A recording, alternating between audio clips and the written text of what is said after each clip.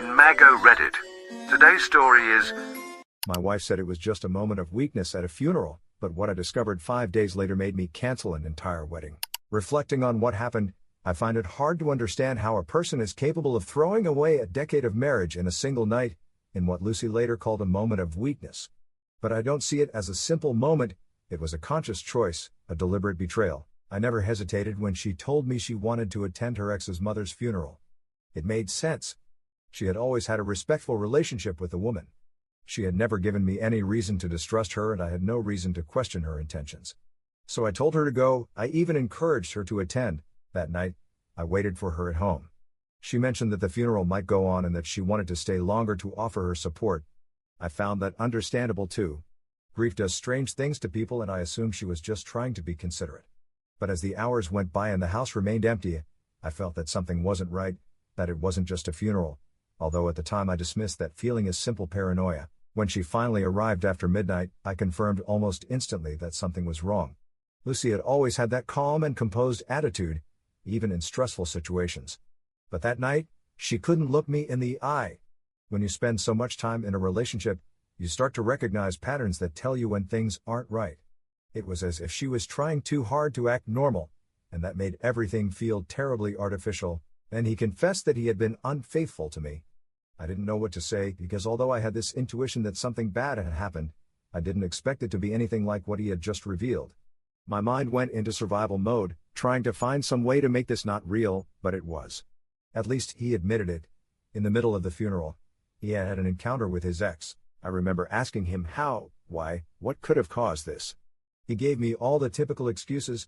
She was emotional, she wasn't thinking straight, she regretted it the moment it happened. But none of that made sense to me. People don't end up in private with someone by accident or wherever they did it. This wasn't a mistake, it was a decision she made step by step, knowing exactly what she was doing. I don't think she expected me to be as angry as I was. Maybe she thought I would cave in, or maybe she assumed that, since I had been understanding to her by allowing her to go to the funeral, I would be understanding to the situation as well. But it wasn't like that. They were completely different circumstances. She cried. She assured me that she still loved me, that she didn't want to lose everything we had built, that it was just a moment of weakness, and that she didn't know why she had done it. But I was certain of one thing: if she really hadn't wanted to lose me, she wouldn't have risked everything in the first place. The argument went on well into the night, and when it was over she packed a suitcase and left, saying she needed space and would stay with her sister for a while. I didn't stop her, it made things easier for me.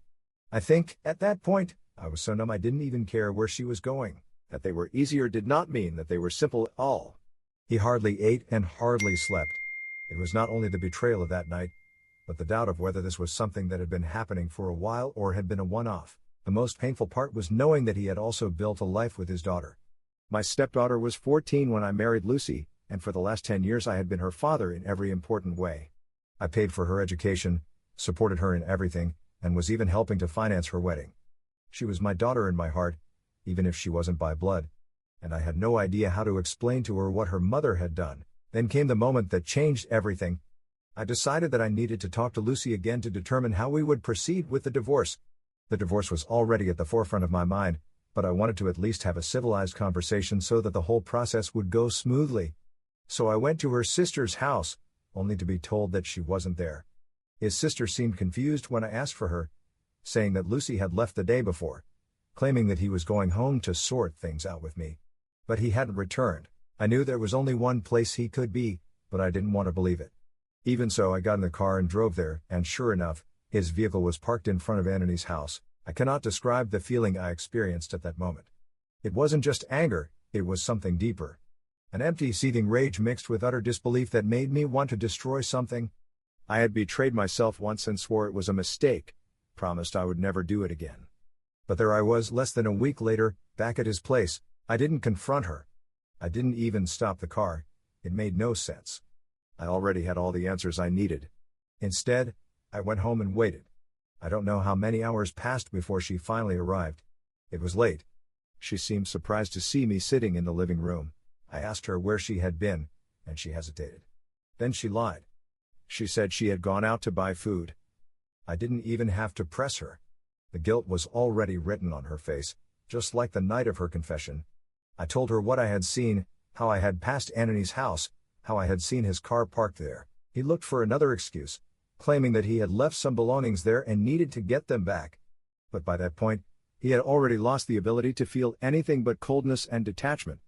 He tried to beg me, swore over and over again that he wanted to make things right. But if it was impossible to fix it before that afternoon, with the new lie there was nothing to be done. Divorce was always the first option in all this, but at least I had expected her to show some remorse the first time. But no, she could continue lying to me and cheating on me to my face as if I meant nothing to her. She cried as she tried to make me reconsider, but the decision was completely made. I went up to the room, closed the door behind me and didn't come back down. I had no idea how much worse things would get. From the moment Lucy admitted what she had done, I knew that my stepdaughter, my daughter, as I had always thought of her, would be devastated. I couldn't bear the thought of breaking her heart in the same way that mine had been shattered, not when she had her whole future ahead of her, not when she was in the middle of planning her wedding. So I decided, at least for now, to keep it a secret. I knew the divorce was inevitable. I knew the life we had built as a family was falling apart, but I didn't want to involve her in that, not yet. I thought maybe I could tell her after the wedding. I could hold out until then, pretend that things weren't as bad as they really were. She deserved that, but events didn't unfold as planned. Lucy had left the house after our last argument, and I wasn't sure when or if she would return. I spent the day in a kind of fog, unable to concentrate on anything other than everything that had happened. I had barely begun to process my own pain when, unexpectedly, my stepdaughter walked through the front door. I barely had a chance to speak before she started attacking me. She told me she couldn't believe I had abandoned her mother like that I was being cruel and punishing her for something that was beyond her control. She wasn't asking for an explanation. She had already formed her own opinion about what had happened. I just stood there, numb, unable to utter a word. To my stepdaughter, I was ruining this marriage because of a single easily forgivable mistake. I was acting as if Lucy had forgotten to lock the door on her way out, not as if she had been with the same man she had called a monster. Yes, their divorce was quite complicated and she called him a monster because of all the negative experiences she had with him. I had spent 10 years raising this child, 10 years being the father she never had, and now, in less than a minute, she had decided that none of that mattered. She had already chosen her side, and it wasn't mine. I wanted to ask her if she really knew the truth, if Lucy had told her everything, how she had deceived me, how she had supposedly gone out to clear her head, but in reality had returned directly to Antony. But I didn't know if it made sense to discuss that with her. If she knew what had happened and still defended her mother, nothing I said would matter. Finally, I managed to formulate a question, something like, "Do you even know what he did?" And she confirmed that she didn't care. She said that her mother had already apologized and that I was being irrational over a simple mistake with the father of her child, that I was the one destroying this family because I couldn't accept an accidental infidelity, that I was behaving like a child instead of trying to fix things. It broke my soul. I don't know how long I stood there, just looking at her, feeling nothing but emptiness. I spent days agonizing over how to tell her. I wanted to protect her, to keep her from being caught in the middle of this mess, and yet there she was, acting as if I had committed something unforgivable. It was then that I realized that I had already lost her.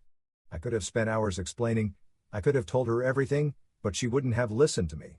She had already made up her mind before she walked through that door. Lucy must have told her just enough to turn her against me. Maybe she had twisted the story, presenting herself as the victim. Maybe my stepdaughter simply preferred to believe her mother, because accepting another version meant admitting that everything was falling apart.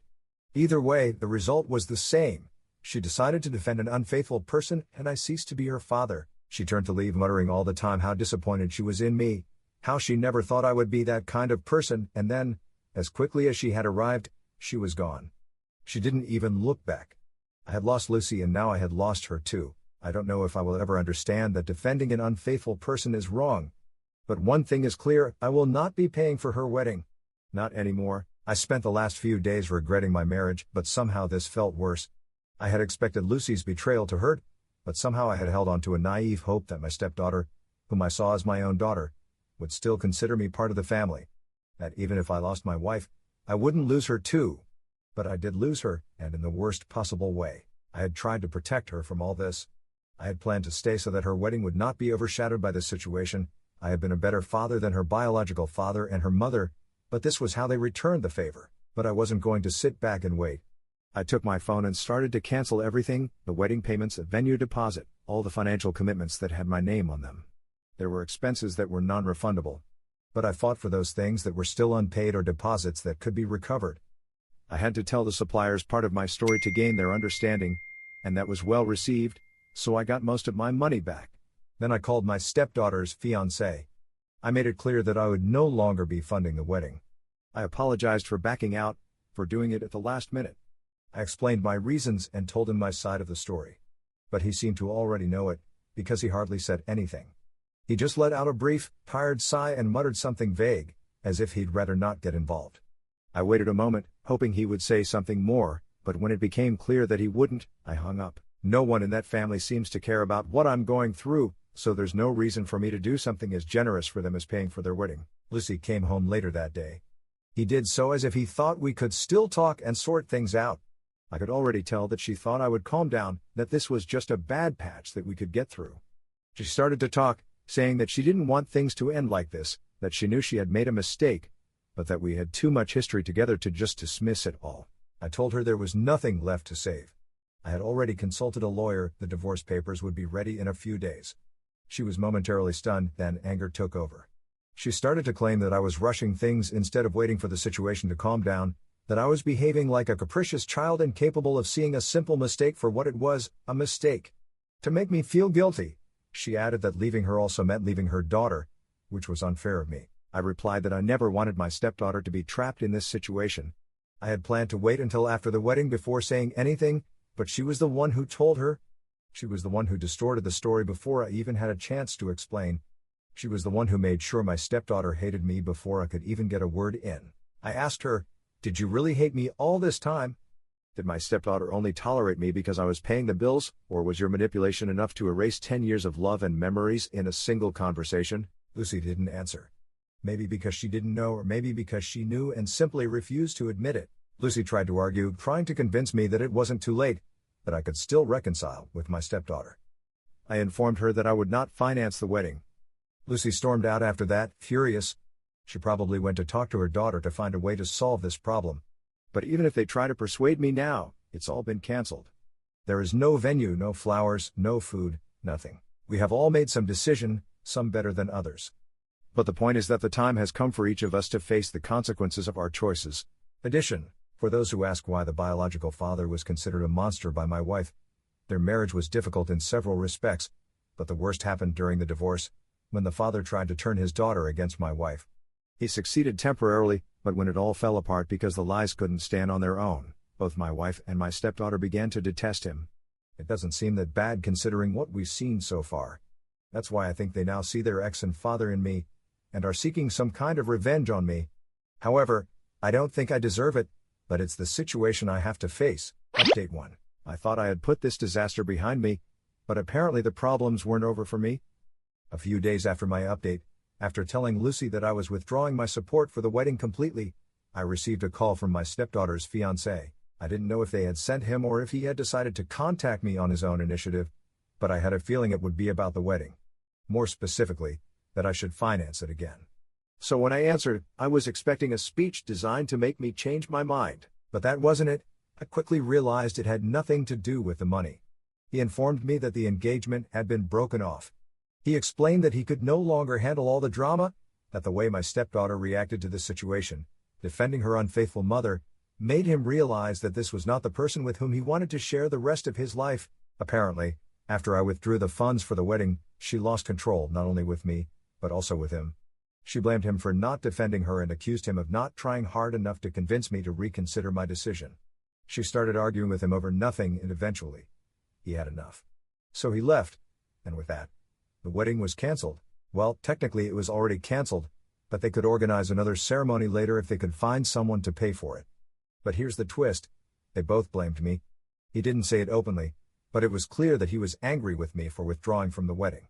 And my stepdaughter was completely convinced that this was my fault. She thought that if I had simply put the past behind me and continued to provide financially, everything would have been perfect. That if I had just acted like a real father, none of this would have happened. But I am not her father. Her father was with my wife during her mother's funeral. I guess everyone processes grief differently. Some mourn the deceased and others become intimate with their ex-wife from a toxic relationship. I almost laughed, because from his perspective, being a father didn't mean love, respect or caring for each other. It meant being a simple provider and writing checks for the daughter of an unfaithful wife. He should sign the check as Mr. Doormat, or just Doormat would suffice. At least I've regained my sense of humor during this period between my first publication and this update. I didn't argue with him. I just said, I'm sorry things have ended up like this, but this is between you and her. I have nothing to do with it. Then I hung up. I hoped that would be it and that a phone call would be the most I would have to face. But I was very wrong, as was demonstrated shortly afterwards. A day later, I heard banging on my front door.